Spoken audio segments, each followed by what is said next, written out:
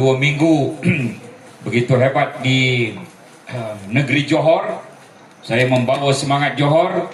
Johor salam 48, menang 48 dari 56 kursi.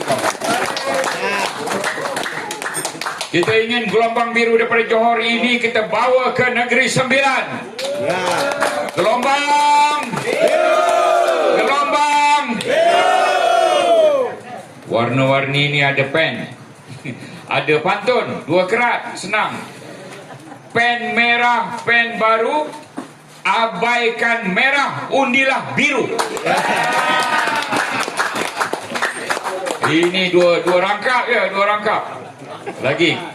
Tudung merah, tudung baru, jangan marah, I love you.